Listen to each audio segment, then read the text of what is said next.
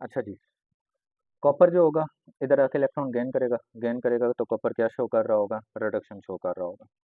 Cathode पे reduction हो रही होगी और कैथोड पे इधर कौन सा चार्ज होगा, पॉजिटिव होता है। गैल्वेनिक सेल में एनोड पे नेगेटिव होता है, कैथोड पे पॉजिटिव होता है। इधर पॉजिटिव आयन आकर डिपॉजिट हो रहे हैं ना।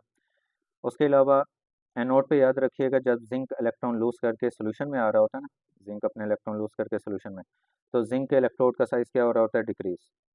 कॉपर जब जाके इसके ऊपर डिपॉजिट हो रहा होता है ना अपने इलेक्ट्रोड के ऊपर, जाहिर है किसमें से जा रहा है, को सोल्यूशन में से ना, इलेक्ट्रोड के ऊपर डिपॉजिट हो रहा है, तो कॉपर के इलेक्ट्रोड का साइज क्या हो रहा होता है, इंक्रीज हो रहा होता है। इलेक्ट्रॉन का फ्लो जो होता है वो जिंक से कैथोड की तरफ होता है या मतलब एनोड से कैथोड की तरफ।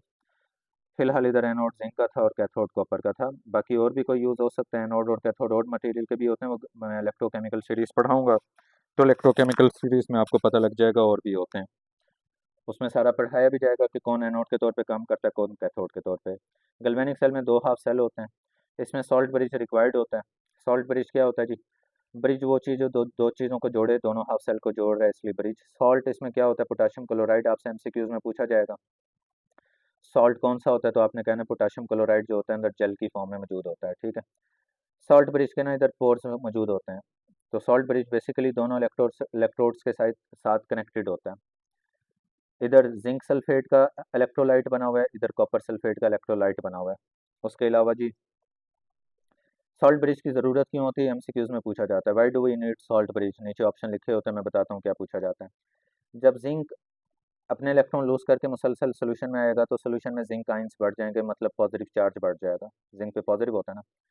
जब इधर से कॉपर इसके ऊपर जाके इलेक्ट्रोड के ऊपर डिपॉजिट होते रहेंगे तो इलेक्ट्रोलाइट में कॉपर के अलावा फिर कौन सी चीज़ कॉपर की बची रह जाएगी, सल्फेट।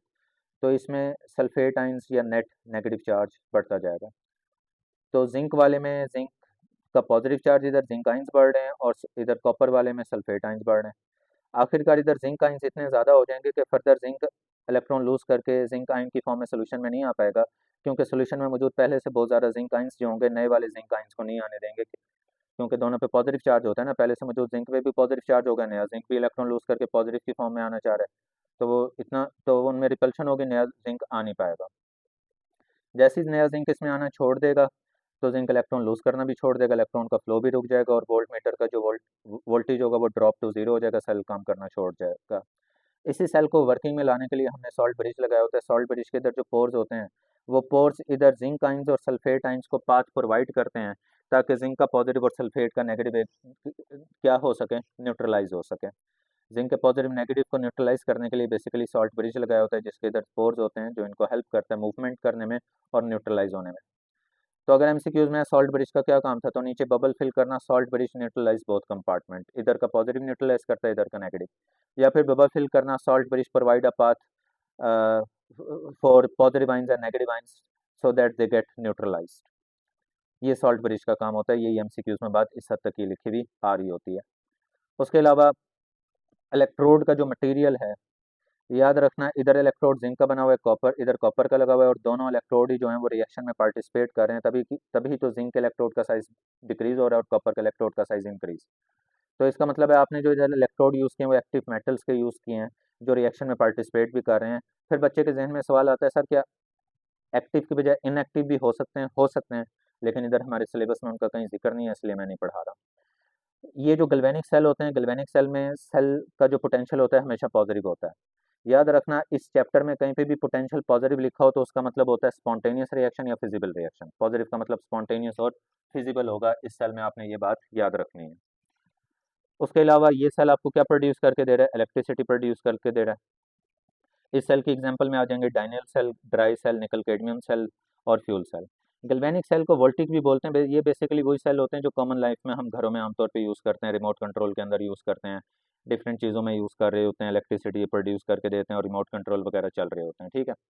फिर होता है इलेक्ट्रोलाइटिक सेल, अगर इसमें स्पॉन्टेनियस हुआ था, इसमें नॉन स्पॉन्टेनियस। ये केमिकल को इलेक्ट्रिकल में करती है, तो ये इलेक्ट्रिकल को केमिकल में कन्वर्ट करती है, लेकिन ये खुद इलेक्ट्रिसिटी प्रोड्यूस करती है और इसे चलने के लिए इलेक्ट्रिसिटी चाहिए, इसलिए इसमें ये बैटरी या सेल लगाया जाता है। और बैटरी भी लगाई जाती है डीसी सोर्स का, डायरेक्ट करंट इसलिए लगाया जाता है ताकि कैथोड और एनोड फिक्स बना रहे, कैथोड एनोड बार बार शफल ना हो। क्योंकि आपने इधर अगर एसी सोर्स इधर लगा दिया अल्टरनेटिव करंट वाला, तो अल्टरनेटिव करंट की तो बार बार पोलैरिटी चेंज होती है। जब उसकी बार बार पोलैरिटी चेंज होगी तो ये एनोड बार बार कैथोड बन रहा होगा, कभी ये कैथोड बन जाएगा, कभी एनोड, कभी कैथोड, कभी एनोड, क्योंकि पोलैरिटी बार बार चेंज हो रही है। सेम ये कैथोड भी जो होगा कभी एनोड बन जाएगा, बार बार एसी करंट की पोलैरिटी चेंज होने की वजह से, इसलिए डीसी लगाते हैं, एसी कभी यूज नहीं रखते, ये बात एमसीक्यूज में भी याद रखना। उसके बाद इन दोनों इलेक्ट्रोड को आपने डिप किया होता है इलेक्ट्रोलाइट में। इलेक्ट्रोलाइट वो चीज़ होती है जिसके अंदर फ्री आइंस हो। फ्री आइंस आप सॉल्ट को मेल्ट कर दो तब भी फ्री आइंस हो जाएंगे। किसी सॉल्ट को क्या कर दो, मेल्ट, फ्यूज करो या मेल्ट, दोनों का एक मतलब है। और या किसी सॉल्ट का एक्वा सोल्यूशन बना दो, सॉल्ट को पानी में डाल दो तब भी आइंस क्या हो जाएंगे, फ्री, और आइंस फ्री हो गए तो इलेक्ट्रोलाइट बन गया। अब याद रखना इलेक्ट्रोलाइट के अंदर जो कैटाइंस होते हैं वो कैटाइंस हमेशा किसकी तरफ जा रहे होते हैं, कैथोड, क्योंकि कैथोड पे नेगेटिव और कैटाइन पे पॉजिटिव। और सॉल्ट के जो एनाइंस होते हैं वो एनाइंस हमेशा जाते हैं एनोड की तरफ, क्योंकि एनोड पे पॉजिटिव होता है और एनाइंस पे नेगेटिव। अब याद रखना एनोड वो होगा जो बैटरी के पॉजिटिव टर्मिनल से जुड़ा हो जिस पे पॉजिटिव चार्ज आया हो, और कैथोड वो होगा जो बैटरी के नेगेटिव टर्मिनल से जुड़ा हो जिस पे नेगेटिव चार्ज आया हो। तो इधर याद रखना कैथोड पे पॉजिटिव चार्ज, नेगेटिव चार्ज होता है, और एनोड पे कौन सा चार्ज होता है, पॉजिटिव। एनोड वो जो पॉजिटिव टर्मिनल से बैटरी के जुड़ा हुआ है, कैथोड वो जो नेगेटिव से। लेकिन एक बात फिक्स होती है कि एनोड पे जब एनाइंस आते हैं तो वो इधर आके अपने इलेक्ट्रॉन लूज करते हैं और ऑक्सीडेशन शो करते हैं। तो इधर भी एनोड पे ऑक्सीडेशन हो रही होती है और गैल्वेनिक में भी एनोड पे ऑक्सीडेशन होती है। और जब ये पॉजिटिव आइंस कैथोड पे जाते हैं तो कैथोड पे जाके इलेक्ट्रॉन गेन करते हैं और कैथोड पे रिडक्शन ही शो करते हैं, तो इधर भी रिडक्शन होती है, इधर भी रिडक्शन होती है। इधर मैंने बताया इलेक्ट्रॉन का फ्लो एनोड टू कैथोड, इधर इलेक्ट्रॉन का फ्लो होता है जी, पहले इलेक्ट्रॉन जाते हैं एनोड से बैटरी के पास, और बैटरी फिर अपना वोल्टेज यूज करती है, इलेक्ट्रॉन को धकेलती है और कैथोड की तरफ भेजती है। ये टू हाफ सेल थे, ये सिंगल सेल होता है, सिंगल कंपार्टमेंट। इधर सॉल्ट ब्रिज रिक्वायर्ड था, इधर नहीं रिक्वायर्ड होता, ठीक है। और इधर जो इलेक्ट्रोड होते हैं सिलेबस में याद रखिएगा एक्टिव भी होते हैं, एक्टिव वाले में पढ़ाऊंगा। एक्टिव इलेक्ट्रोड सिल्वर और कॉपर होंगे जो रिएक्शन के दौरान पार्टिसिपेट कर रहे होंगे रिएक्शन में। एक तो इलेक्ट्रोलाइट पार्टिसिपेट करता है ना रिएक्शन में, समटाइम्स इलेक्ट्रोड भी पार्टिसिपेट करता है जो कि सिल्वर और कॉपर होगा, आगे पढ़ाऊंगा।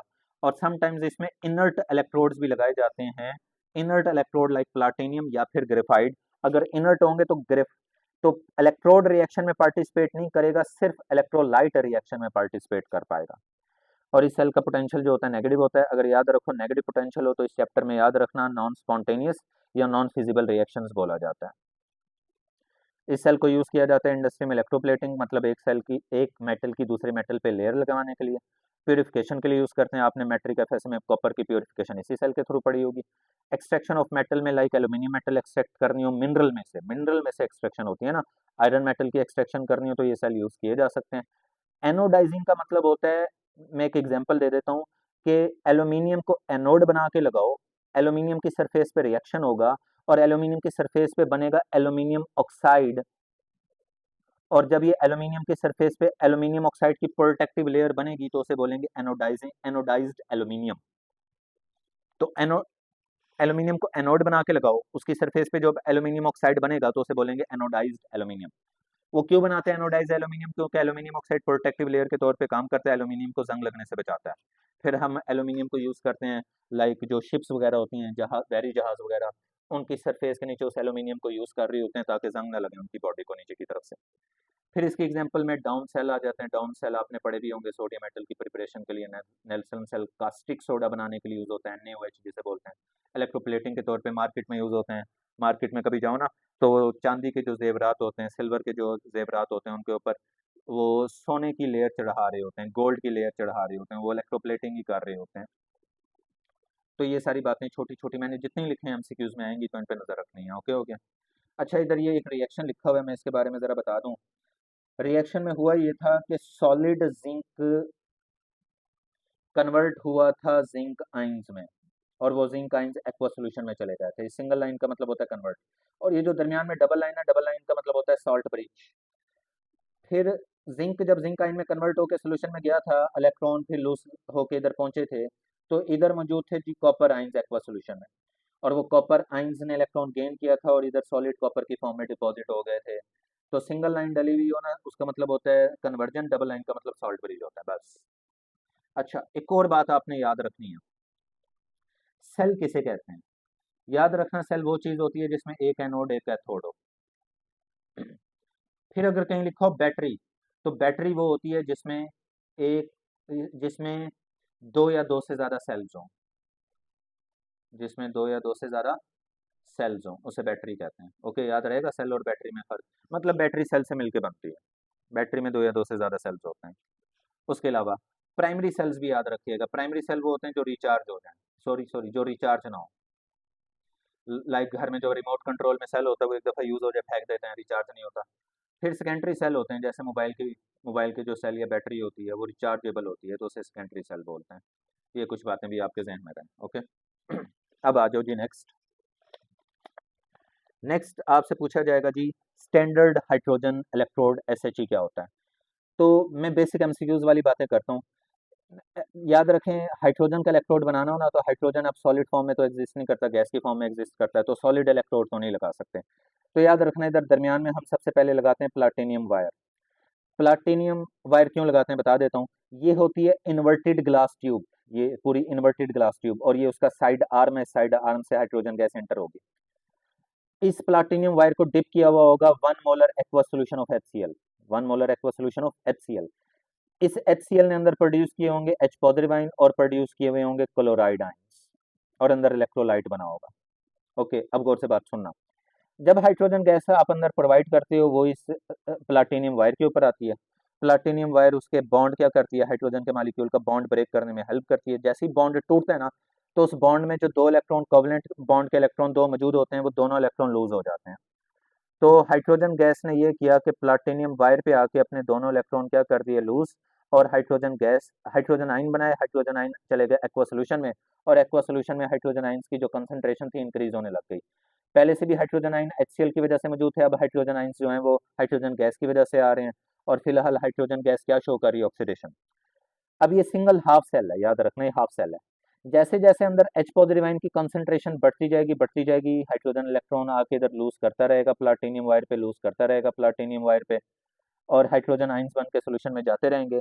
एक ऐसा स्टेज आएगा कि हाइड्रोजन आयंस दोबारा भी फिर इन इलेक्ट्रॉन्स को गेन करेंगे, दोबारा इन इलेक्ट्रॉन को गेन करके रिडक्शन शो करेंगे और हाइड्रोजन गैस में कन्वर्ट होंगे। वो हाइड्रोजन गैस इन बबल्स की फॉर्म में इधर इलेक्ट्रोलाइट में से निकलती हुई आपको दिखेगी भी सही। तो इसका मतलब है इस हाफ सेल में ऑक्सीडेशन भी चल रहा होगा, रिडक्शन भी, और ऑक्सीडेशन रिडक्शन में क्या स्टैब्लिश हो जाएगा, इक्विलिब्रियम। उस इक्विलिब्रियम की हालत में ये जो H पॉजिटिव आयन है और ये जो नेगेटिव इलेक्ट्रॉन्स हैं, इन पॉजिटिव और नेगेटिव के दरमियान में एग्जिस्ट करेगा, पॉजिटिव चार्ज और नेगेटिव चार्ज के दरमियान में एग्जिस्ट करेगा पोटेंशियल। ठीक है, तो याद रखना इसके अंदर कुछ ना कुछ पोटेंशियल मौजूद है। फिर ये भी बात जहन में याद रखना, कोई हमारे पास ऐसा इंस्ट्रूमेंट नहीं होता जो इसके अंदर डिप कर दें और वो बता दे कि इलेक्ट्रॉन कितने और H पॉजिटिव आयन कितने हैं और उनके दरमियान पोटेंशियल कितना है। कोई ऐसा इंस्ट्रूमेंट एग्जिस्ट नहीं करता। हाँ, अलबत्ता एक इंस्ट्रूमेंट जरूर है, वो वोल्ट मीटर है, लेकिन वोल्ट मीटर इधर वायर्स के जरिए ऊपर कनेक्ट कर सकते हैं, इसके अंदर नहीं डाल सकते। वोल्ट मीटर आप इधर लगाएं और वोल्ट मीटर से फिर दूसरा हाफ सेल भी कनेक्ट करना पड़ेगा, और वोल्ट मीटर दोनों हाफ सेल का कंपेरेटिव आपको वोल्टेज बताएगा, दोनों हाफ सेल की कंपेरेटिव बताएगा। वोल्ट मीटर आपको एब्सोल्यूट वोल्टेज अकेला इस सेल का नहीं बता सकता, इस सिंगल सेल का कंपेरेटिव बताता है जब दो हाफ सेल हो। तो इसका मतलब है इस वक्त हाइड्रोजन में कोई ना कोई पोटेंशियल जरूर है, लेकिन हम वो फाइंड नहीं कर सकते क्योंकि ऐसा कोई इंस्ट्रूमेंट नहीं है जो अंदर डिप करके वोल्टेज पता लग जाए या पोटेंशियल पता लग जाए। तो इसलिए हमने अपने तौर पे हाइड्रोजन का पोटेंशियल किसके बराबर फिक्स कर लिया, जीरो के। और हमने कहा कि आइंदा हाइड्रोजन के साथ जिस भी किसी दूसरी चीज को हम जोड़ेंगे और दरमियान में जब वोल्ट मीटर लगाएंगे, तो वोल्ट मीटर पे जो वोल्टेज मिलेगा वो दूसरी चीज का होगा जो हाइड्रोजन के साथ जुड़ी हुई होगी। और हाइड्रोजन के याद रखना दोनों ही पोटेंशियल हमने जीरो के इक्वल सपोज किए हुए हैं, ऑक्सीडेशन भी जीरो के इक्वल सपोज किया हुआ है हमने अपने तौर पे, और रिडक्शन भी जीरो के इक्वल सपोज किया हुआ है हमने खुद अपने तौर पे। बात याद रहेंगी ये। ओके, बस एसएचई के बारे में ये छोटे मोटे एमसीक्यूज होते हैं, कोई इतने मुश्किल नहीं होते, तो परेशान नहीं होना। सिंगल इलेक्ट्रोड पोटेंशियल, ये सिंगल इलेक्ट्रोड ही था। पोटेंशियल डिफरेंस क्रिएटेड, पोटेंशियल का डिफरेंस क्रिएट हो बिटवीन इलेक्ट्रोड, ये हाइड्रोजन का जो इलेक्ट्रोड है, एंड इट्स आइंस जो H पॉजिटिव आइंस है। ठीक है, ये हाइड्रोजन का इलेक्ट्रोड ही सेंस लेंगे आप, इस पे हाइड्रोजन के इलेक्ट्रॉन्स ही मौजूद हैं और H पॉजिटिव आइंस हैं। नेगेटिव इलेक्ट्रॉन और H पॉजिटिव में पोटेंशियल का डिफरेंस होगा, जिसे सिंगल इलेक्ट्रोड पोटेंशियल बोलेंगे। ठीक है, सिंगल इलेक्ट्रोड पोटेंशियल तभी होता है जब इक्विलिब्रियम एस्टेब्लिश हुआ हुआ हो ऑक्सीडेशन और रिडक्शन में, जो कि मैं इधर पढ़ा रहा था। अब सुनो, फिर होता है standard electrode potential. Standard electrode potential तब निकलता है, या ये वो पोटेंशियल डिफरेंस होता है जब लाजमी तौर पे जो इधर एक्वा सोल्यूशन हो 1 मोलर हो, टेम्परेचर जो रखा हो 25 हो, 298 केल्विन हो या 77 डिग्री फ़ारेनहाइट हो, और प्रेशर 1 atm हो। सारा सेल काम करे स्टैंडर्ड कंडीशन पे, और इधर जो आप सेल जोड़ोगे SHE के साथ, इधर जो आप सेल जोड़ोगे उस सेल की सारी स्टैंडर्ड कंडीशन होनी चाहिए, तब उस सेल का इस वोल्ट मीटर पे जो आपको पोटेंशियल मिलेगा हाइड्रोजन के कंपैरिजन में, उस सेल का जो आपको इस वोल्ट मीटर पे पोटेंशियल मिलेगा उसे आप बोलेंगे स्टैंडर्ड इलेक्ट्रोड पोटेंशियल। लेकिन जो भी सेल आप इधर जोड़ना उसमें 1 मोलर सोल्यूशन रखना, रूम टेम्परेचर रखना और 1 ATM रखना, और उस सेल के पोटेंशियल को E0 से रिप्रेजेंट करते हैं। और इधर मैंने लिखा है स्टैंडर्ड इलेक्ट्रोड पोटेंशियल कब डिटरमाइन होता है, जब किसी दूसरे हाफ सेल को किससे कनेक्ट करो, SHE से। दो चीजों का फर्क याद रखना, आयोनाइजेशन का मतलब होता है किसी आयोनिक कंपाउंड का अपने आइंस में स्प्लिट होना, किसी आयोनिक कंपाउंड का अपने आइंस में स्प्लिट होना आयोनाइजेशन है। आइंस में कब स्प्लिट होंगे, जब उस आयोनिक कंपाउंड को या तो मेल्ट करवा दो या फिर उसे पानी में डाल दो, तो आइंस फ्री हो जाएंगे। इलेक्ट्रोलिसिस, लाइसिस का मतलब होता है ब्रेक डाउन,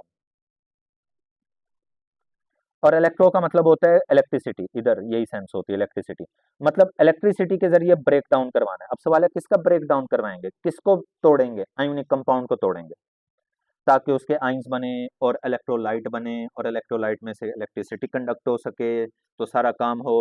तो इलेक्ट्रोलिसिस बेसिकली एक तरह का प्रोसेस या फिनोमिना है जिस प्रोसेस के जरिए आप किसी आयोनिक कंपाउंड को तोड़ते हो, इलेक्ट्रिसिटी के जरिए तोड़ते हो और उसे आइंस में कन्वर्ट करते हो और इलेक्ट्रोलाइट बन जाता है। इलेक्ट्रोलाइट वही चीज होती है जिसमें फ्री आइंस हो। ओके, कुछ बेसिक टर्म्स क्लियर हो गई होंगी उम्मीद है। अब सुनो जी, इलेक्ट्रोलिसिस, MCQs बड़े इंपॉर्टेंट MCQs होते हैं कि बताएं जी, जब आप इलेक्ट्रोलाइटिक सेल में इलेक्ट्रोलिसिस करवाते हैं तो एनोड और कैथोड के प्रोडक्ट क्या होते हैं, प्रोडक्ट की प्रिडिक्शन करना बड़े इंपॉर्टेंट MCQs हैं, ख्याल करना ये पूछे जाते हैं।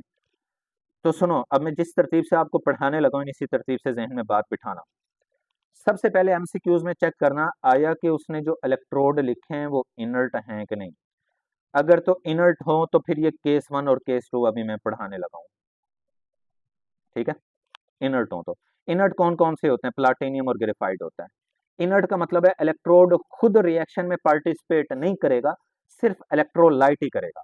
इलेक्ट्रोलाइट अभी मैंने पढ़ाया कि मोल्टन होता है और एक्वस होता है। पहले मोल्टन का केस सुनो, जब भी किसी सॉल्ट को मेल्ट करो तो उसके बनेंगे पॉजिटिव आइंस और बनेंगे नेगेटिव आइंस। पॉजिटिव आइंस आमतौर पे किसके बने हुए होते हैं, मेटल्स के होते हैं, आमतौर पे जनरल बात हो रही है, मेटल्स के ही पॉजिटिव आइंस होते हैं और नॉन मेटल्स के नेगेटिव आइंस होते हैं।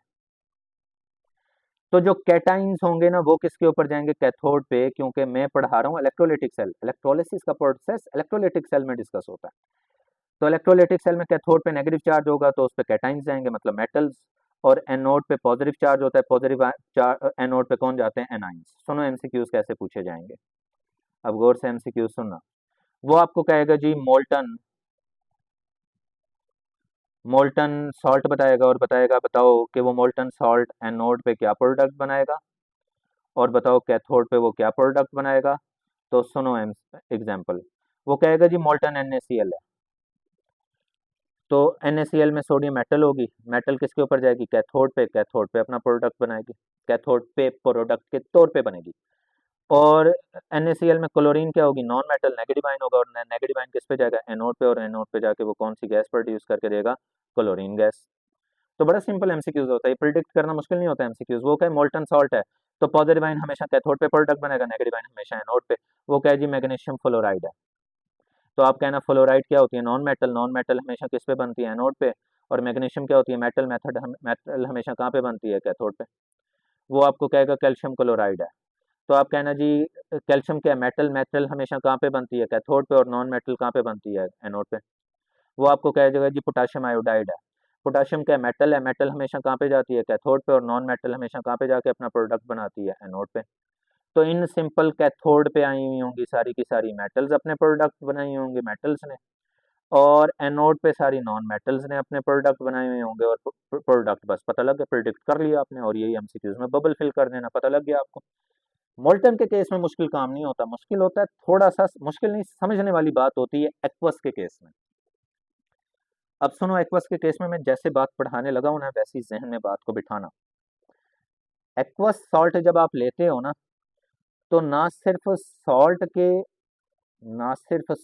के कैटाइंस और एनाइंस होते हैं, बल्कि जो अंदर पानी वाटर मौजूद है उसके भी कैटाइंस और एनाइंस होते हैं, उसके भी कैटाइंस और एनाइंस होते हैं। तो फिर जहन में सवाल ये आता है कि कैटाइंस का काम तो होता है जाना कैथोड पे, क्योंकि कैथोड पे नेगेटिव चार्ज होता है, लेकिन सवाल होता है कौन सा कैटाइन जाए। तो उसका जवाब वो होता है कैटाइन ने जाके कैथोड पे करना क्या, रिडक्शन। कैथोड पे उसने जाके कैटाइन ने करना क्या, रिडक्शन। तो जिस कैटाइन का रिडक्शन पोटेंशियल वो ज्यादा होगा वही जाएगा। मैं इलेक्ट्रोकेमिकल सीरीज में पढ़ाऊंगा भी सही किन का रिडक्शन पोटेंशियल ज्यादा होता है। ओके, तो जिस कैटाइन का रिडक्शन पोटेंशियल ज्यादा होगा वो कैथोड पे जाके अपना प्रोडक्ट बनाएगा। अच्छा, उसके बाद एनाइन। एनाइन पे होता है नेगेटिव चार्ज। एनाइंस कहाँ पे जा रहे होते हैं, एनाइंस जा रहे होते हैं एनोड पे, क्योंकि एनोड पे पॉजिटिव होता है और एनाइन पे नेगेटिव होता है। अच्छा, फिर जहन में सवाल आएगा एनोड पे जाके एनाइंस करते क्या, भाई ऑक्सीडेशन करते हैं ना। तो फिर कौन ऑक्सीडेशन करेगा, सॉल्ट का एनाइन या वाटर का, वो एनाइन करता है जिसका ऑक्सीडेशन पोटेंशियल ज्यादा हो। तो जिसका ऑक्सीडेशन पोटेंशियल ज्यादा होगा वो एनाइन जाएगा एनोड पे, जिसका रिडक्शन पोटेंशियल ज्यादा वो जाएगा कैथोड पे और अपने प्रोडक्ट बनाएगा। और ये पोटेंशियल हमें कैसे पता लगते हैं, रिडक्शन ऑक्सीडेशन इलेक्ट्रोकेमिकल सीरीज में, वो मैं भी बताता हूँ। अब सुनो, पहले मैं सिर्फ बात करने लगा हूँ इस कैथोड की, याद रखना ये जो मैं बात फिलहाल पढ़ाने लगा हूँ, निशान लगा देता हूँ, मैं यहाँ तक जो बात पढ़ाने लगा हूँ ये सारी की सारी कैथोड की बात पढ़ाने लगा हूँ। तो सुने, अगर आपने कोई सॉल्ट लिया और सॉल्ट में कैटाइन था ग्रुप 1 की मेटल्स, सॉल्ट का कैटाइन कौन था, ग्रुप 1 या फिर ग्रुप 2 या फिर ग्रुप 13, इसे ग्रुप 13 भी बोलते हैं, 3A भी बोलते हैं, ठीक है। तो अगर सॉल्ट में ग्रुप 1, 2 और 13 की अगर मेटल्स थी तो याद रखना इन मेटल्स का रिडक्शन पोटेंशियल लो होता है। तो बताओ, अगर इनका रिडक्शन पोटेंशियल लो है तो ये कैथोड पे जाके अपने प्रोडक्ट बनाएंगे, नहीं भाई, इनका तो रिडक्शन लो है ना। तो फिर कौन जाएगा, जिसका रिडक्शन पोटेंशियल हाई हो। वो किसका हाई होगा, वाटर के हाइड्रोजन का हाई होगा। तो वाटर का हाइड्रोजन कैथोड पे जाके अपना प्रोडक्ट हाइड्रोजन गैस प्रोड्यूस कर देगा। बात बड़ी समझने में आसान है कि ग्रुप 1, 2 और 13 की मेटल का रिडक्शन पोटेंशियल होता है लो। अगर ये मेटल किसी सॉल्ट में मौजूद हो तो समझ जाए इन मेटल्स ने अपना प्रोडक्ट बिल्कुल नहीं बनाना, इनका रिडक्शन लो है।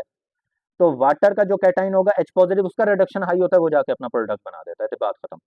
अब सुनो, अगर किसी सॉल्ट में ऐसी मेटल्स मौजूद हो जो मेटल्स बिलोंग कर रही हो ट्रांजिशन मेटल, कॉपर और सिल्वर, कॉपर +1 भी होती है, +2 भी और सिल्वर, तो याद रखो इन मेटल का रिडक्शन पोटेंशियल हाई होता है एज कम्पेयर टू हाइड्रोजन, इनका रिडक्शन पोटेंशियल हाई है। तो फिर आप बताओ, क्या ये वाटर का हाइड्रोजन जाके अपना प्रोडक्ट बनाएगा, नहीं, ये खुद ये मेटल जाके कैथोड पे अपना प्रोडक्ट बनाएंगे और कैथोड पे जाके ये डिपॉजिट हो जाएंगी। कैथोड पे जाके इलेक्ट्रॉन गेन यही करेंगे ना, इनका रिडक्शन हाई है, वाटर वाटर के हाइड्रोजन का थोड़ी है। तो ये जाके इलेक्ट्रॉन गेन करेंगे और डिपॉजिट हो जाएंगे। तो सिंपल सी बात, किसी सॉल्ट में ग्रुप 1, 2 और 13 की मेटल्स हो तो समझ जाना वो कैथोड पे जाके अपना प्रोडक्ट नहीं बनाएंगे, वाटर बनाएगा, हाइड्रोजन गैस। और अगर ये आपको ट्रांजिशन मेटल्स दिखाई दें तो समझ जाना ये ट्रांजिशन मेटल ही कैथोड पे अपना प्रोडक्ट बनाएंगे और वाटर हाइड्रोजन गैस नहीं बनाएगा। तो बात खत्म। अब बात सुनो, ये जो ये भी एक इम्पॉर्टेंट एमसीक्यूज है, पूछा गया था।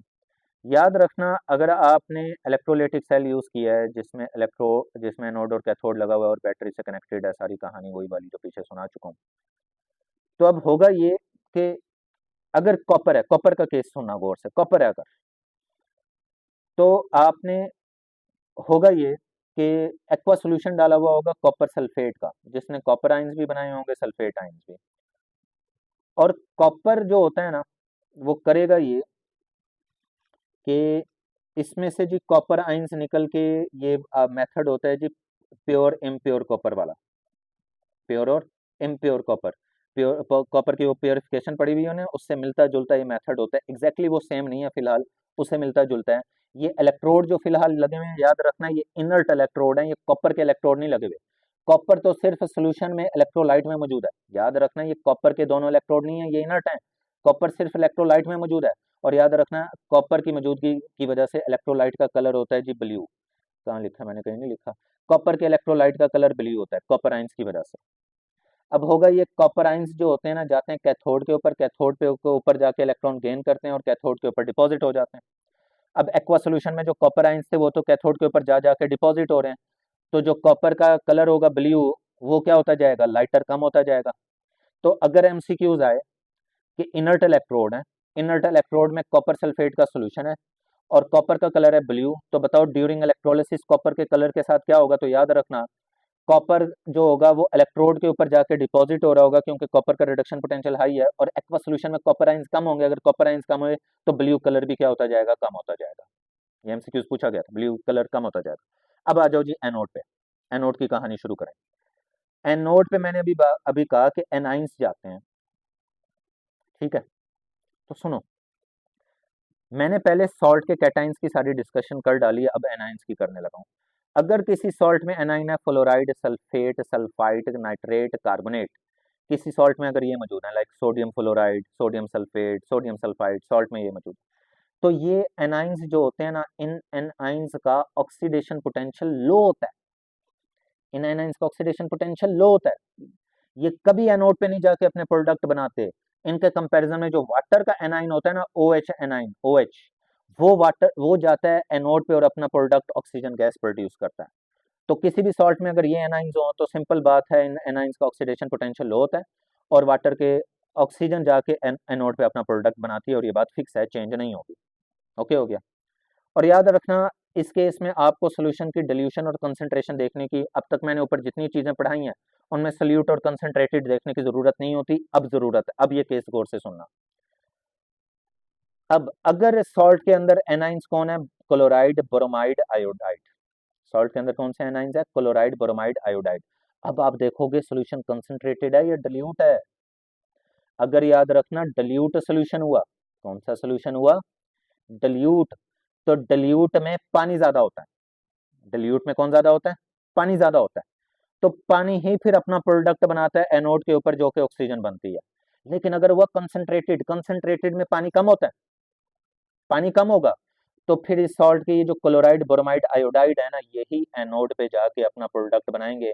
अगर सोडियम क्लोराइड हुआ तो वो क्लोराइड का प्रोडक्ट क्लोरीन बनाएगा, ब्रोमाइड का प्रोडक्ट ब्रोमीन बन सकता है, आयोडाइड का आयोडीन बन सकता है। क्लोराइड, ब्रोमाइड, आयोडाइड डिपेंड करेगा कि सॉल्ट कौन सा है, सोडियम क्लोराइड है, सोडियम पोटाशियम ब्रोमाइड है, सोडियम आयोडाइड है, कौन सा सॉल्ट है, उस पर डिपेंड करेगा। तो सेंस क्या बनी कि सर ने कहा था इधर ऊपर कभी मत देखना डिल्यूट कंसंट्रेटेड। सर ने कहा था सिर्फ इधर जब क्लोराइड, ब्रोमाइड, आयोडाइड का जिक्र हो तो डिल्यूट देखना। अगर डिल्यूट हो तो पानी ज्यादा होगा, और पानी ही अपना एनोड पे ऑक्सीजन प्रोडक्ट बनाएगा। और अगर कंसंट्रेटेड हो तो पानी कम होगा, पानी प्रोडक्ट नहीं बनाएगा, बल्कि क्लोराइड, आयोडाइड और ब्रोमाइड अपना प्रोडक्ट प्रोड्यूस करेंगे। ये होती है क्लासिफिकेशन, बस इसके अलावा और कोई केस नहीं है। ये लॉजिक आपको समझ आ जाना, आपको पता लग जाएगा। और याद रखना, कंसंट्रेटेड NaOCl को ब्राइन बोलते हैं। ओके, एमसीक्यूज में याद रखना। अब आ जाए रिएक्टिव इलेक्ट्रोड अगर हो कॉपर और सिल्वर के। इलेक्ट्रोड फिर खुद भी रिएक्शन में पार्टिसिपेट करता है, इलेक्ट्रोलाइट भी करता है। फॉर एग्जाम्पल, ये मैंने कॉपर का ही इम्प्योर इलेक्ट्रोड लगाया, ये कौन सा वाला इलेक्ट्रोड लगाया, इम्प्योर। और ये कॉपर का मैंने प्योर इलेक्ट्रोड लगा दिया, ये प्योर लगाया, प्योर। दोनों को बैटरी से कनेक्ट भी कर दिया, ये एनोड बन गया। बैटरी के पॉजिटिव टर्मिनल से जोड़ते हैं हमेशा इम्प्योर को, और नेगेटिव टर्मिनल से हमेशा जोड़ते हैं प्योर वाले को। अंदर इलेक्ट्रोलाइट भी होगा कॉपर सल्फेट का, जिसमें कॉपर आइंस होंगे और सल्फेट आइंस होंगे। तो अब सुनो फिर होगा क्या, होगा ये कि इम्प्योर कॉपर जो है ना, इस पे से कॉपर के आइंस इस पे इलेक्ट्रॉन अपने करेंगे लूज, और कॉपर के आइंस आ जाएंगे एक्वा सोल्यूशन में। और जैसे ही एक्वा सोल्यूशन में आएंगे, एक्वा सोल्यूशन में पहले से मौजूद एक कॉपर होगा, वो उसको आके हिट करेंगे और उससे कहेंगे जा भाई तू जाके कैथोड पे चिपक जा। तो ये प्लस वाला कॉपर जो होगा कैथोड पे आके इलेक्ट्रॉन करेगा गेन, और कैथोड पे आके डिपॉजिट हो जाएगा। अगर एक नया कॉपर आया था तो पुराना वाला कॉपर जाके कॉपर प्योर कॉपर पे डिपॉजिट हो गया। तो बताओ क्या सोल्यूशन में कॉपर आइंस की कंसंट्रेशन चेंज होगी। अगर एनोड से कॉपर आइंस निकल के अंदर आ रहे हैं, तो अंदर पहले से जो कॉपर आइंस थे इलेक्ट्रोलाइट वाले, वो जाके कैथोड के ऊपर डिपॉजिट भी तो हो रहे हैं। तो कॉपर आइंस की कंसंट्रेशन पे इफेक्ट पड़ा नहीं, तो क्या ब्लू कलर पे इफेक्ट पड़ेगा, जो ऊपर मैं समझा रहा था। कॉपर के ब्लू कलर पे इफेक्ट पड़ेगा नहीं, कॉपर का इधर ब्लू कलर सेम रहता है, उधर हालांकि डिम हो रहा था, मैं समझा रहा था। अब बताओ ये प्योर कॉपर का साइज क्या होता जाएगा, इंक्रीज। इम्प्योर कॉपर का साइज क्या होता जाएगा, डिक्रीज। इम्प्योर कॉपर में जो इम्प्योरिटीज होंगी वो नीचे गिरती जाएंगी, जिसे एनोड मट बोलते हैं। याद है, मैट्रिक में पढ़ा होगा शायद, एनोड मट बोलते हैं। तो इसका मतलब है एनोड पे ऑक्सीडेशन हो रही है, और कैथोड पे क्या हो रही है, रिडक्शन हो रही है। ओके हो गया। तो अब हुआ क्या है, इलेक्ट्रोड्स ने भी रिएक्शन में पार्टिसिपेट किया, इलेक्ट्रोड का साइज इंक्रीज डिक्रीज हो रहा है, जाहिर है रिएक्शन में पार्टिसिपेट कर रहे हैं। इलेक्ट्रोलाइट के आइंस भी कर रहे हैं, दोनों चीजें पार्टिसिपेट कर रही हैं। हालांकि इनर्ट वाले में इलेक्ट्रोलाइट तो करता है, इलेक्ट्रोड नहीं करता पार्टिसिपेट। अब आ जाओ सिल्वर, सिल्वर पे सेम काम, सेम जो इधर समझाया सेम लिख दो कि एनोड पे सिल्वर क्या शो कर रहे होंगे, ऑक्सीडेशन, कैथोड पे सिल्वर क्या शो कर रहे होंगे, रिडक्शन। और सिल्वर के आयंस की कंसंट्रेशन इलेक्ट्रोलाइट के अंदर चेंज नहीं हो रही होगी, और सिल्वर का कलर भी चेंज नहीं होगा। सिल्वर का कलर जो व्हाइट होता है वो व्हाइट ही कलर सिल्वर का रहेगा, चेंज नहीं होगा। ये है जी प्रोडक्ट प्रिडिक्ट करने का तरीका, बड़ा बेहतरीन तरीका है, कोई चीज इसमें मैंने नहीं छोड़ी, सारी चीजें आई। उसके बाद है जी इलेक्ट्रोकेमिकल सीरीज। सुने जी, इलेक्ट्रोकेमिकल सीरीज क्या होती है। ये एलिमेंट्स को अरेंज किया हुआ है आपने स्टैंडर्ड रिडक्शन पोटेंशियल की फॉर्म में। एलिमेंट के increasing standard reduction potential arrange किए हुए। इंक्रीजिंग का मतलब इधर छोटे रिडक्शन पोटेंशियल है, फिर ये बड़े होते जाने नीचे की तरफ स्टैंडर्ड रिडक्शन पोटेंशियल इंक्रीज हो रहा है। स्टैंडर्ड रिडक्शन पोटेंशियल ही क्यों लिखा गया, क्योंकि आईयूपैक ने सजेस्ट किया हुआ है, international union of pure and applied chemistry. और स्टैंडर्ड रिडक्शन पोटेंशियल अरेंज करने के बाद ये जो टेबल और ये जो आपको लिस्ट बनी हुई दिखाई दे रही है, सर लिस्ट को बोलते हैं इलेक्ट्रोकेमिकल सीरीज। इलेक्ट्रोकेमिकल सीरीज, बस इस टेबल का नाम होता है इलेक्ट्रोकेमिकल सीरीज। आपको इस टेबल के एलिमेंट याद करने पड़ेंगे। मैंने हर टेक्स्ट बुक के इकट्ठे किए एलिमेंट, मैंने कोई नहीं छठी बुक के, पंजाब थे, फेडरल थे, केपी के, सिंध थे, बलोचिस्तान, सबके मैंने एक साथ इकट्ठे करके लिखे हैं। याद करने का तरीका भी लिखा है। 3 सेंटेंस है, याद करो 3 सेंटेंस सर ने कहे थे जी। सर ने पहला सेंटेंस कहा था, लिटिल किड बासी Sajid can not memorise artificial manganese zinc copy. Little से मुराद होगा जी लिथियम, किड के से मुराद पोटाशियम, बेरियम, साजिद से मुराद strontium, calcium, sodium, magnesium, aluminium, manganese, zinc, और कॉपी से मुराद क्रोमियम। ये पहला सेंटेंस याद करो और एलिमेंट्स की अरेंजमेंट याद करो। एलिमेंट्स की अरेंजमेंट याद होगी तभी बहुत सारे एमसीक्यू सॉल्व होंगे, वरना नहीं होंगे। अगला sentence, Feroz Chaudhary can not send pocket money to Feroz. शुरू भी मैंने फेरोज से किया, खत्म भी फेरोज पे किया, क्योंकि शुरू भी ये आयरन से होता है, खत्म भी आयरन पे होता है। इधर ये वाला आयरन +2 वाला है, और ये वाला जो आयरन है ये +3 वाला है। आयरन +2 +3 दोनों होते हैं ना। तो एफ से मुराद आयरन है, चौधरी से मुराद केडियम है, कैन से मुराद कोबाल्ट, निकल ते टिन ते, पॉकेट से मुराद लेड है, और फेरोज से मुराद दोबारा आयरन है। फेरोज से शुरू, फेरोज पे खत्म, आयरन से शुरू, आयरन पे खत्म। लास्ट सेंटेंस है, hair Chaudhary cousin imported iron silver mercury barometer put and put a call to all friends. मतलब कि चौधरी, हेयर से मुराद हाइड्रोजन है, इधर हाइड्रोजन एक्ट करेगा SH। याद रखना ये सारे जितने ऊपर और नीचे वाले पोटेंशियल हैं ये SH पे फाइंड किए गए हैं, मतलब हाइड्रोजन के स्केल के ऊपर ये सारे ऊपर नीचे फाइंड करके लिखे गए हैं। SH स्टैंडर्ड था। चौधरी से मुराद कॉपर और कजन से मुराद भी कॉपर। कॉपर जो होते हैं, एक +2 वाला कॉपर होता है, एक +1 वाला होता है। एमसीक्यूज में ज्यादातर +2 चल रहा होता है। +2 वाले को क्यूप्रिक बोलते हैं, +1 वाले को क्यूप्रियस बोलते हैं। फिर इंपोर्टेड आयोडीन होगा, आयरन आ जाएगा। अब ये आयरन आया है, आयरन +3 +2 में कन्वर्ट हुआ है। हालांकि ऊपर आयरन +3 से 0 में और +2 से 0 में कन्वर्ट हुआ था, लेकिन इधर आयरन +3 से +2 में कन्वर्ट हुआ है। फिर ये सिल्वर आ जाएगा, और सिल्वर के बाद ये आ जाएगा जी मरकरी। बारोमीटर से मुराद बोरोमीनियम है, पुट से मुराद प्लाटिनियम है, कॉल से मुराद क्लोरीन है, ऑल से मुराद गोल्ड है, और फ्रेंड से मुराद फ्लोरीन है। ये आपको 3 सेंटेंस बस याद करने हैं, तो एलिमेंट्स की अरेंजमेंट आपको याद हो जाएंगी। बुक में रिडक्शन पोटेंशियल ही है, लेकिन मैंने जानबूझ के स्टैंडर्ड ऑक्सीडेशन भी लिखनी है। आपने किसी रिडक्शन को ऑक्सीडेशन बनाना हो ना, तो सैम्बल चेंज कर दो, रिडक्शन अगर नेगेटिव है तो ऑक्सीडेशन पॉजिटिव कर दो, सैम्बल चेंज कर दो, बन जाता है। तो उसमें कोई मसले वाली बात नहीं है। हम अपने काम की बातें असल शुरू करें, जो कि एमसीक्यूज आते हैं। पेपर जब दोगे ना, देखना प्रीवियस पेपर, बड़े एमसीक्यूज होते हैं इलेक्ट्रोकेमिकल सीरीज की एप्लीकेशंस पे, बहुत एमसीक्यूज होते हैं टेस्टों में भी। पहली एप्लीकेशन होती है how to predict feasibility of a chemical reaction. Feasibility से मुराद स्पॉन्टेनियटी भी लेते हैं। फिजिबिलिटी से मुराद स्पॉन्टेनियटी भी। सुने एमसीक्यूज कैसे होगा, वो आपको एमसीक्यूज में लिख के देगा, जिंक कन्वर्ट हुआ है, जिंक आयन कन्वर्ट हुए हैं जिंक में, और आगे वो पोटेंशियल आपको लिख के दे देगा जी, जिंक का पोटेंशियल -0.76 वोल्ट, और आपको कहेगा जी कॉपर आयंस कन्वर्ट हुए हैं कॉपर में, और आपको वो कॉपर का पोटेंशियल आपको लिख के दे देगा जी +0.34 वोल्ट। पहला काम एमसीक्यूज में आपको होगा कि पहचानो के पोटेंशियल दिए कौन से हुए हैं, क्योंकि पोटेंशियल की वैल्यूज आपने थोड़ी रट्टा लगाई हुई है। वैल्यूज तो मैंने बोला नहीं रट्टा लगाने के लिए। वैल्यू देख के आपको कैसे पता लगेगा ये कौन सा पोटेंशियल दिया हुआ है, रिडक्शन या ऑक्सीडेशन। तो आप एलिमेंट की अरेंजमेंट देखना। सिंगल लाइन का मतलब होता है कन्वर्जन। देखो ऑक्सीडेशन स्टेट +2 से 0 में आई है कि नहीं आई, ऑक्सीडेशन स्टेट डिक्रीज हो रही है कि नहीं हो रही +2 से 0 में, तो इसका मतलब है कौन सा पोटेंशियल है, रिडक्शन, क्योंकि रिडक्शन में ही ऑक्सीडेशन स्टेट डिक्रीज होती है। ये भी +2 से 0 में आई है कि नहीं आई, ऑक्सीडेशन स्टेट डिक्रीज हुई है कि नहीं हुई, तो इसका मतलब है ये भी कौन सा है, रिडक्शन।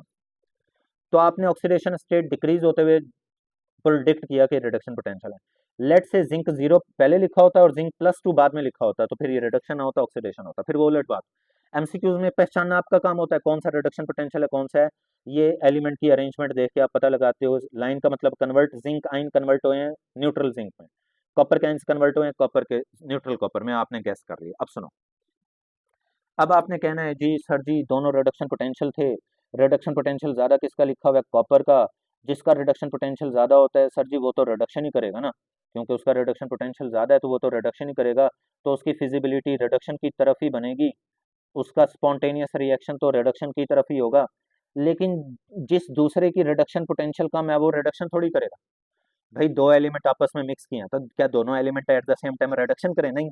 जिसका रिडक्शन हाई होगा वो तो रिडक्शन कर लेगा, जिसका रिडक्शन लो आप कहना सर जी वो तो करेगा ऑक्सीडेशन, उसकी फिजिबिलिटी तो बनेगी ऑक्सीडेशन की तरफ, उसकी स्पॉन्टेनियसिटी तो बनेगी ऑक्सीडेशन की तरफ, तो इसका मतलब है सर जी जिंक ऑक्सीडेशन करेगा, कॉपर करेगा रिडक्शन। तो इस तरह एमसीक्यूज में 2 एलिमेंट या 3 एलिमेंट, 2 एलिमेंट लिखे हो तो वो पूछेगा 2 एलिमेंट में रिडक्शन कौन करेगा, जिसका रिडक्शन ज्यादा हो, और ऑक्सीडेशन कौन करेगा, जिसका रिडक्शन लो हो, वो ऑक्सीडेशन करेगा। अब अगर कॉपर रिडक्शन कर रहा है तो कॉपर की रिडक्शन की इक्वेशन लिखनी पड़ेगी, कॉपर आयन इलेक्ट्रॉन गेन कर रहे हैं और न्यूट्रल कॉपर बना रहे हैं। जिंक अगर ऑक्सीडेशन कर रहा है तो जिंक की ऑक्सीडेशन की इक्वेशन फिर बना के लिखना कि जिंक इलेक्ट्रॉन लूज कर रहा है और इलेक्ट्रॉन लूज करके, हालांकि मुझे जिंक पहले लिखना था इलेक्ट्रॉन बाद में, लेकिन बस याद रखना, चलो मैं लिख ही देता हूँ। तो जिंक इलेक्ट्रॉन क्या कर रहा है, लूज कर रहा है, तो कॉपर की आपने रिडक्शन की इक्वेशन लिख ली क्योंकि उसकी फिजिबिलिटी वही थी, और कप जिंक की आपने ऑक्सीडेशन की इक्वेशन लिख ली क्योंकि उसकी फिजिबिलिटी यही थी। फिर वो आपसे एमसीक्यूज में नेट फिजिबल इक्वेशन पूछेगा कि एमसीक्यूज के ऑप्शन में देखो कि जिंक और कॉपर की नेट फिजिबल इक्वेशन क्या होती है, तो आप कहोगे सर जी 2 इलेक्ट्रॉन से तो 2 इलेक्ट्रॉन कट गए, जब वो कटे तो इधर बचा हुआ दिखाई दिया कॉपर आइन, इधर बचा हुआ दिखाई दिया जिंक, और इधर बचा हुआ था न्यूट्रल कॉपर, और इधर बचा हुआ था जिंक आइन, तो ये है नेट फिजिबल इक्वेशन, ये है नेट फिजिबल इक्वेशन। तो ये भी एमसीक्यूज में आपसे पूछी जाएगी। अब जरूरी नहीं जिंक और कॉपर हो, आपने कॉन्सेप्ट याद रखना है, हो सकता है एलिमेंट तो कोई भी वो दे सकता है, बस कॉन्सेप्ट याद रखो, जिसका रिडक्शन हाई वो रिडक्शन, जिसका रिडक्शन लो वो ऑक्सीडेशन, फिर ऑक्सीडेशन और रिडक्शन की इक्वेशन लिखो और नेट फिजिबल इक्वेशन बनाओ, तो ये हो गया। फिर आता है जी कैलकुलेट वोल्टेज, इसके बड़े एमसीक्यूज देखने को आपको मिलेंगे सेकंड एप्लीकेशन के, कि किसी सेल की इलेक्ट्रोमोटिव फोर्स या वोल्टेज फाइंड करो। तो सुनो कैसे फाइंड करते हैं, दो मेथड होते हैं, एक मेथड में दोनों मेथड बताऊंगा क्योंकि दोनों पे एमसीक्यूज होते हैं। एक तरीका होता है सेल का वोल्टेज फाइंड करने का कि ऑक्सीडेशन पोटेंशियल को ऐड कर दो रिडक्शन पोटेंशियल में, एक मेथड ये होता है। दूसरा मेथड ये होता है सेल का पोटेंशियल फाइंड करने का,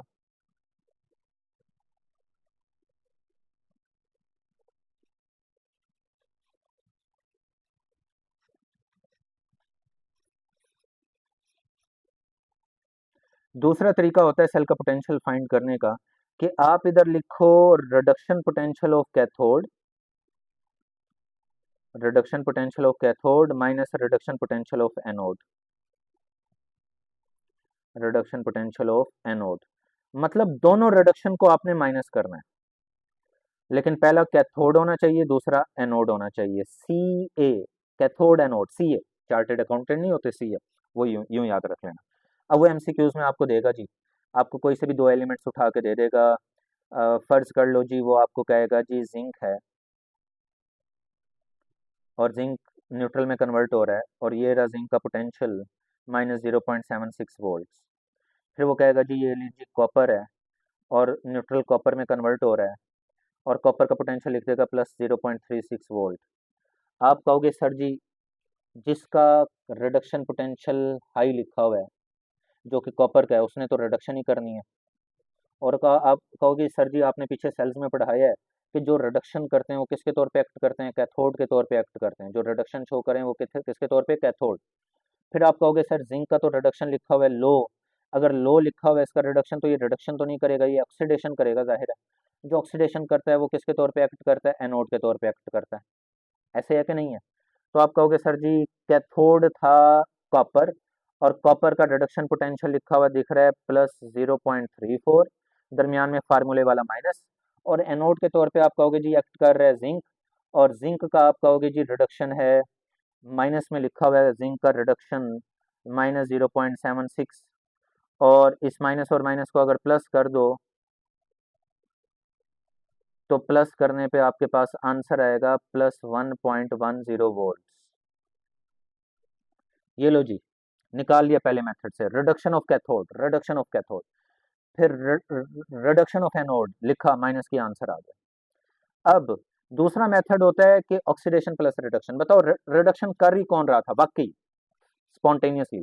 जिंक और कॉपर में कॉपर कर रहा था ना, तो कॉपर का तो रिडक्शन पोटेंशियल दिया हुआ है जी +0.34। अब जिंक तो ऑक्सीडेशन कर रहा था, लेकिन जिंक का ये लिखा तो रिडक्शन हुआ है, तो फिर आपसे वो पूछेगा जिंक का ऑक्सीडेशन लिखे कैसे? आप कहोगे सर जी सैम्पल चेंज कर दें वो उसका ऑक्सीडेशन बन जाएगा। अगर रिडक्शन है -0.76 तो ऑक्सीडेशन होगा +0.76। ऐसे है कि नहीं है? तो वो ऑक्सीडेशन पोटेंशियल, अब जिंक का आप इधर लिखना ऑक्सीडेशन, वो होगा +0.76, और जब आप प्लस करोगे आंसर आएगा +1.10 वोल्ट। अब एक और एमसीक्यूज याद रखना। अच्छा पहले तो याद रखना दोनों मेथड से आंसर सेम आते हैं, उसके बाद याद रखना अगर सेल के आंसर आ रहे हैं पॉजिटिव,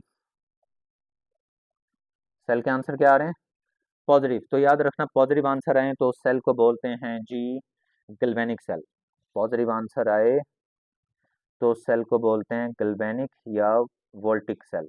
पहला एमसीक्यूज पॉजिटिव पोटेंशियल आ जाता है। अगर पॉजिटिव आंसर आ जाए तो सेल के अंदर रिएक्शन जो होता है वो स्पॉन्टेनियस रिएक्शन होता है, वो फिजिबल रिएक्शन होता है, वो रिएक्शन केमिकल एनर्जी को कन्वर्ट करता है इनटू इलेक्ट्रिकल एनर्जी। ये एमसीक्यूज याद रखना। अगर पॉजिटिव आंसर है तो 4 एमसीक्यूज, सेल गैल्वेनिक होगा, spontaneous reaction, feasible reaction, chemical energy convert होगी इलेक्ट्रिकल में। लेकिन इन एनी केस हो सकता है उसने जो दो एलिमेंट्स दिए होते हैं उन दो एलिमेंट को जब इधर फार्मूले में पुट करते सॉल्व करते आपका आंसर नेगेटिव आ जाता। भाई नेगेटिव आना भी तो पॉसिबल है ना आंसर, दोनों पॉसिबिलिटीज हैं। अगर आंसर नेगेटिव आए तो आप कहना सेल सर्जी सेल होगा इलेक्ट्रोलाइटिक, गैल्वेनिक नहीं होगा वो। आप कहोगे सर इस इलेक्ट्रोलाइटिक में रिएक्शन जो होगा वो नॉन स्पॉन्टेनियस होगा, नॉन स्पॉन्टेनियस रिएक्शन होगा, नॉन फिजिबल रिएक्शन होगा, नॉन फिजिबल रिएक्शन होगा। आप कहोगे सर वो इलेक्ट्रिकल एनर्जी को कन्वर्ट करेगा केमिकल एनर्जी में, तो ये सारे एमसीक्यूज पूछे जाएंगे। इन सारे एमसीक्यूज पे नज़र रखना, इलेक्ट्रिकल इनटू केमिकल कन्वर्ट होगी, इलेक्ट्रिकल इनटू केमिकल ये। ठीक है, ये आपकी एप्लीकेशन, ये सेकंड एप्लीकेशन होगी। अब थर्ड एप्लीकेशन सुनो। हम इलेक्ट्रोकेमिकल सीरीज को यूज़ करते हैं पता लगाने के लिए कि कौन बेहतर ऑक्सीडाइजिंग एजेंट है और कौन बेहतर रिड्यूसिंग एजेंट है। ओके, तो बात फिर गौर से सुनना, सुनो बात गौर से। जब इलेक्ट्रोकेमिकल एमसीक्यूज में ना कंपेरेटिवली कहानी चल रही होती है, दो दो तीन तीन एलिमेंट्स लिखे होते हैं, उनके स्टैंडर्ड रिडक्शन या ऑक्सीडेशन पोटेंशियल लिखे होते हैं, कंपैरिजन करके चीज़ें बतानी होती हैं, तो कहानी कंपेरेटिवली होती है। आपने यूं जहन में बातें बिठानी है कि सर ने कहा था इलेक्ट्रोकेमिकल सीरीज में एलिमेंट की अरेंजमेंट याद करो, या तो एलिमेंट्स अपर लिखे होंगे एमसीक्यूज में या नीचे वाले लिखे होंगे, अपर वाले या लोअर वाले एलिमेंट्स एमसीक्यूज में लिखे होते हैं। आपके जहन में जब अरेंजमेंट याद होगी आप एमसीक्यूज में देखोगे जो एलिमेंट एमसीक्यूज में अपर वाला होगा उसका रिडक्शन क्या होगा, लो, तो फिर उसका ऑक्सीडेशन क्या होना चाहिए, हाई। अगर ऑक्सीडेशन हाई है तो वो आसानी से इलेक्ट्रॉन क्या करेगा, लूज करेगा, इलेक्ट्रॉन लूज करने की उसकी सलाहियत ज़्यादा होगी। ऐसे है ना, रिडक्शन लो का मतलब ऑक्सीडेशन हाई, ऑक्सीडेशन हाई तो अपने इलेक्ट्रॉन क्या करेगा, लूज, इलेक्ट्रॉन लूज करेगा तो एमसीक्यूज में याद रखना रेट ऑफ ऑक्सीडेशन हाई होगा। रेट के भी एमसीक्यूज होते हैं, रेट ऑफ ऑक्सीडेशन हाई, और रेट ऑफ रिडक्शन फिर क्या बनेगा, स्लो। अगर वो अपनी ऑक्सीडेशन कर रहा है तो सोचो वो दूसरों की क्या करवाएगा, रिडक्शन। अगर दूसरों की रिडक्शन करवाएगा ना तो उसे बोलेंगे रिड्यूसिंग एजेंट, और उसे कहेंगे उसकी रिड्यूसिंग पावर हाई है। जो दूसरों की रिडक्शन करवाए ना, पावर वो चीज होती है जो दूसरों पे अप्लाई की जाए, पावर की प्रैक्टिस हमेशा दूसरों पे की जाती है। तो फिर से गौर से सुनो, अगर किसी एमसीक्यूज में कोई अपर एलिमेंट लिखा हुआ आपको दिख जाए तो आप कहना उसका रिडक्शन तो लो होगा, ऑक्सीडेशन हाई, इलेक्ट्रॉन लूज करने की कैपेसिटी हाई, खुद की तो ऑक्सीडेशन करेगा, खुद का तो रेट ऑफ ऑक्सीडेशन ज्यादा होगा, अगर अपनी ऑक्सीडेशन करेगा तो दूसरों की रिडक्शन करवाएगा, रिड्यूसिंग एजेंट के तौर पे एक्ट करेगा, और उसकी रिड्यूसिंग पावर हाई बोलेंगे क्योंकि वो दूसरों की रिडक्शन करवा रहा है, रिड्यूसिंग पावर उसकी हाई होगी। अगर रिड्यूसिंग पावर हाई है तो जाहिर ऑक्सीडाइजिंग लो ही होगी। और अगर वो खुद इलेक्ट्रॉन लूज कर रहा है, इलेक्ट्रॉन लूज करने की कैपेसिटी ज्यादा है, तो वो अच्छी मेटल है, उसका मेटेलिक करेक्टर ज्यादा है और उसका नॉन मेटेलिक करेक्टर कम है। और याद रखना, जिसका ऑक्सीडेशन हाई हो ना, वो इलेक्ट्रॉन लूज करता है। जो इलेक्ट्रॉन लूज करे वो किसके तौर पे एक्ट करता है? एनोड। तो इलेक्ट्रोकेमिकल सीरीज के हर ऊपर वाली चीज जो है, हर अपर लिखी हुई चीज, अपर लिखी हुई चीज अच्छी अच्छी रिड्यूसिंग एजेंट भी है, उसकी अच्छी रिड्यूसिंग पावर भी है, उसका रेट ऑफ ऑक्सीडेशन फास्ट भी है, वो अच्छे एनोड के तौर पे भी एक्ट कर सकता है। और बातें कर डालो उलट, जो नीचे आ रहे होते हैं उनका रिडक्शन पोटेंशियल हाई हो रहा होता है। रिडक्शन का मतलब है उनमें इलेक्ट्रॉन गेन करने की कैपेसिटी हाई हो रही होती है। वो अपनी तो रिडक्शन करवा रहे होते हैं, लेकिन दूसरों की ऑक्सीडेशन करवा रहे होते हैं, और दूसरों की ऑक्सीडेशन करवा के ऑक्सीडाइजिंग एजेंट के तौर पे काम कर रहे होते हैं, और उनकी ऑक्सीडाइजिंग पावर हाई होती है। उनकी ऑक्सीडाइजिंग पावर हाई होती है, वो ऑक्सीडाइजिंग एजेंट के तौर पे अच्छा काम कर रहे होते हैं, ऑक्सीडाइजिंग पावर हाई होती है। अब चूंकि उनका रिडक्शन पोटेंशियल हाई था, इलेक्ट्रॉन गेन करने की कैपेसिटी ज्यादा थी, जो इलेक्ट्रॉन गेन करते हैं ना, उनका नॉन मेटेलिक करेक्टर ज्यादा होता है और मेटेलिक करेक्टर उनका कम होता है। और जो इलेक्ट्रॉन गेन करते हैं ना, वो बेटर कैथोड के तौर पे काम करते हैं। ये आपकी बहुत सारी चीजें, बहुत सारे एमसीक्यू सॉल्व, मैं भी एमसीक्यूज लिखता हूँ, टेंशन नहीं लेना, मैं इन पे भी आपको एमसीक्यूज लिख के भी दिखाता हूँ। ठीक है, पहले ये बात जहन में याद रखना। चलो जी, एमसीक्यूज में सुने जी, वो आपसे एमसीक्यूज लिख के देते हैं। लिखा हुआ है जी, अल्फा ऑप्शन लिखा हुआ है सिल्वर, बीटा ऑप्शन लिखा हुआ दिख रहा है कॉपर, चार्ली ऑप्शन आपको लिखा हुआ दिख रहा है जी सोडियम, डेल्टा ऑप्शन आपको लिखा हुआ दिख रहा है जी मरकरी। इन चारों ऑप्शन में वो आपसे पूछता है कि which of following is better better oxidising oxidising agent, better जी ऑक्सीडाइजिंग एजेंट कौन होगा? हाँ जी, बेटर ऑक्सीडाइजिंग एजेंट कौन है? चलो सोचो, बेटर या बेस्ट पूछ लेगा, ऑक्सीडाइजिंग एजेंट कौन है? तो बताओ, मैंने अभी कहा था, क्या कहा था? ऑक्सीडाइजिंग एजेंट जो होते हैं, ऑक्सीडाइजिंग एजेंट जो होते हैं, आपको अभी बताया, बल्कि ऑक्सीडाइजिंग एजेंट नहीं बल्कि रिड्यूसिंग एजेंट देखते हैं पहले, ऑक्सीडाइजिंग बाद में कहता हूँ। मैंने अभी आपको बताया था जो अपर लिखे हुए होते हैं, अपर वालों का जी रिडक्शन लो होता है, ऑक्सीडेशन हाई होता है, अपर वाले बेटर ऑक्सीडाइजिंग एजेंट के तौर पे एक्ट कर रहे होते हैं। तो आपके जहन में एलिमेंट्स की तरतीब होनी चाहिए, इलेक्ट्रोकेमिकल सीरीज याद होनी चाहिए, आपके जहन में आना चाहिए इन चारों में ऊपर कौन है, इन चारों में ऊपर कौन है, सबसे ऊपर कौन है? आप कहेंगे जी सर जी सोडियम सबसे ऊपर है इन चारों में। तो सोडियम ऊपर है, तो वो सबसे बेहतर क्या होगी? रिड्यूसिंग एजेंट होगी इन गिवन ऑप्शंस में। सोडियम गिवन ऑप्शन में बेटर रिड्यूसिंग एजेंट होगी। फिर वो पूछेगा इन चारों में which of the following is better metal, better metal कौन है? विच of following is better metal. तो सोचो बेटर मेटल कौन होगी? अच्छी मेटल वो होती है जो आसानी से इलेक्ट्रॉन लूज करे, आसानी से इलेक्ट्रॉन लूज मतलब जिसका ऑक्सीडेशन हाई हो। और अभी मैंने बताया था ऊपर वालों का ऑक्सीडेशन पोटेंशियल हाई होता है। इन चारों में सबसे ऊपर क्या बनेगी? सोडियम। तो इसका ऑप्शन भी क्या बनेगा? सोडियम। ऊपर वाले का भी ऑप्शन क्या बनेगा? सोडियम। इसका मतलब है सोडियम अच्छी रिड्यूसिंग एजेंट भी है, सोडियम अच्छी मेटल भी है। अगर अच्छी मेटल है तो एमसीक्यूज यूं भी लिखा हो सकता है कि उसका मेटल, किसका मेटेलिक करेक्टर हाई है? चारों मेटल्स है ना, मेटल तो चारों है, लेकिन चारों का मेटेलिक करेक्टर सेम होगा? वो कहेगा हाई मेटेलिक करेक्टर बताओ किसका है। तो आप इसका भी आंसर दोगे सर जी चार्ली। तो फिर याद रखो, जो चारों ऑप्शंस में ऊपर वाली अपर वाली चीज हो, आपने एमसीक्यूज में कहना उसका मेटेलिक करेक्टर हाई है, नॉन मेटेलिक करेक्टर लो है, वो बेटर रिड्यूसिंग एजेंट है, उसकी रिड्यूसिंग पावर हाई है, उसका रेट ऑफ ऑक्सीडेशन हाई है, वो इलेक्ट्रॉन लूज करता है। ये सारे एमसीक्यूज आपने बताने हैं, और वो बेटर एनोड भी है। वो कहेगा इन चारों में बताओ, अगर ये चारों इलेक्ट्रोलाइटिक सेल में लगा दिए जाएं, तो इन चारों में सबसे बेहतरीन एनोड के तौर पे कौन काम करेगा? आप कहोगे सर जी सबसे बेहतरीन एनोड के तौर पे सोडियम काम कर पाएगा। लॉजिक समझ आ रही है थोड़ी बहुत के एमसीक्यूज किस तरीके से पूछे जाएंगे? अब अगर किसी को ये लॉजिक समझ आई है ना, छोटी सी सेल्फ असेसमेंट दे देता हूँ, बल्कि कमेंट में ही बता देना। चलो सेल्फ असेसमेंट क्या क्या, मुझे तस्वीरें खींच के व्हाट्सएप पे भेजोगे, कमेंट में ही बता देना, कमेंट सेक्शन में, कि इन चारों का ऑर्डर लिख के दे देना, रिड्यूसिंग एजेंट का इनके चारों का ऑर्डर क्या बनेगा? बेटर मेटल जो होगी, उस बेटर से पुअर कौन होगी, और पुअर कौन होगी, ऑर्डर लिख के दे दो। और मेटेलिक करेक्टर का ऑर्डर लिख के दे दो कि हाई मेटेलिक करेक्टर किसका है, उससे फिर जरा लो किसका है, उससे लो किसका है, उससे लो किसका है, ऑर्डर लिख के दे दो। चलो ये छोटी सी सेल्फ असेसमेंट एक्सरसाइज होगी। बताओ, क्योंकि एमसीक्यूज मैंने पहले भी बोला है, एमसीक्यूज मैक्सिमम के होते हैं, मिनिमम के होते हैं और ऑर्डर्स के होते हैं। तो ऑर्डर लिख के देना, लिखना सब ऑर्डर्स। अब next, relative chemical reactivity of metal.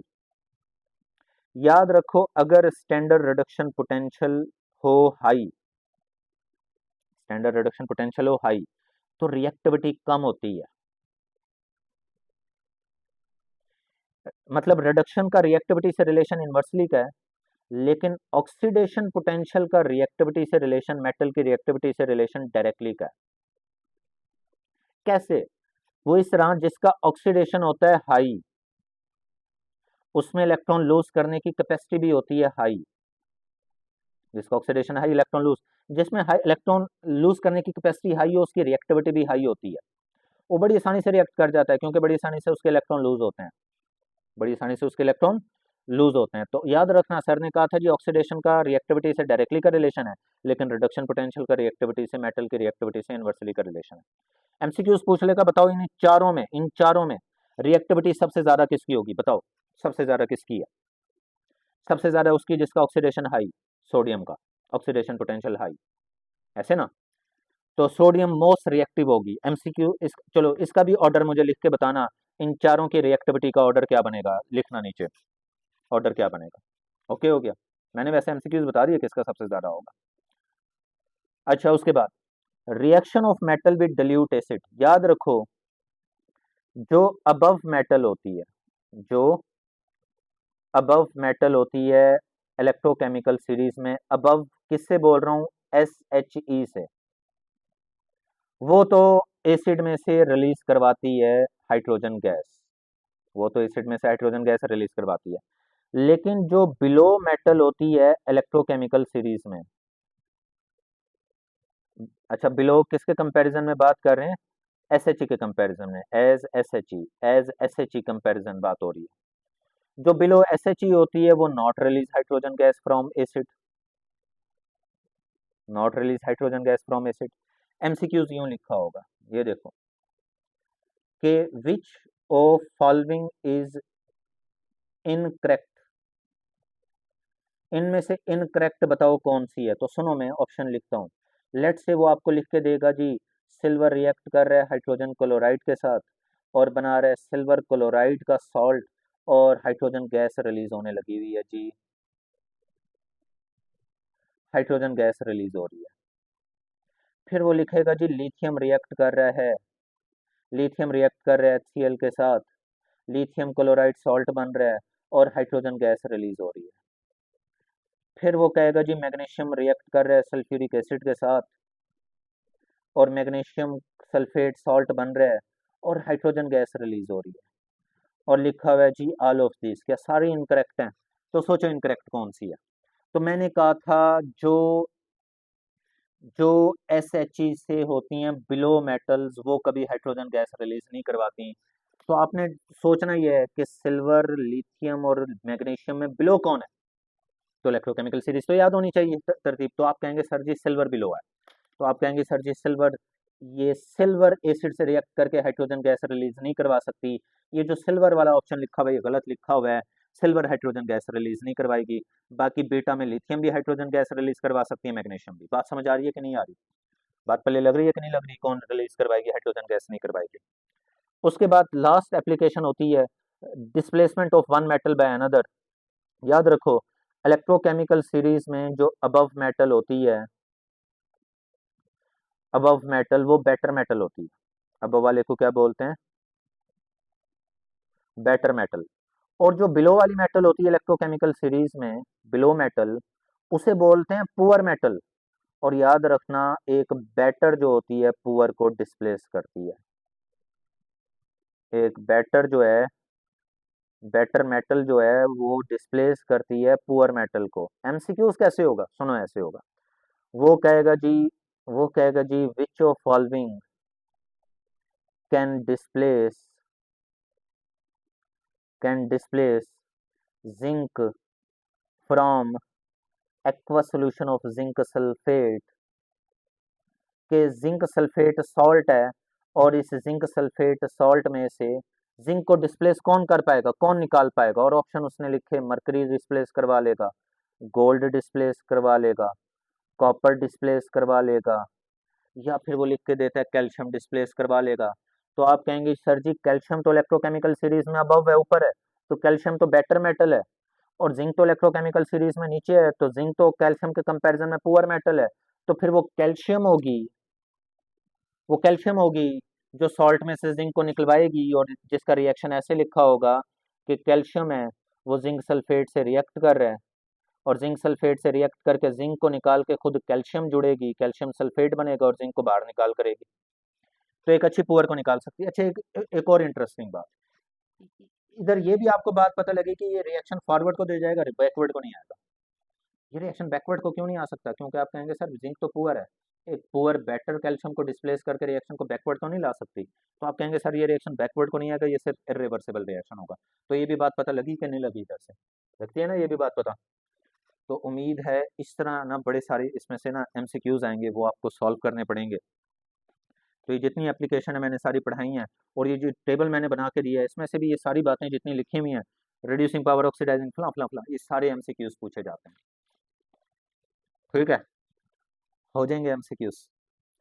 तो बस जी ये लेक्चर ख़त्म हुआ। अ, बाकी शेयर कीजिएगा जैसे बेहतर लगे, अच्छा लगे लेक्चर तो जाहिर है टीचर की क्या होता है, इनकरेज यही होता है कि आप ज़रा थोड़ा बहुत दूसरों को बता दें कि भी एक अच्छी जगह पे थोड़े बहुत अच्छे लेक्चर अवेलेबल हैं, जिसको लेक्चर अच्छा लगे वो ही बताएं। तो बाकी जज़ाकल्लाह, मेहनत करें, अल्लाह आप सबको कामयाब करें। खुदा हाफिज़।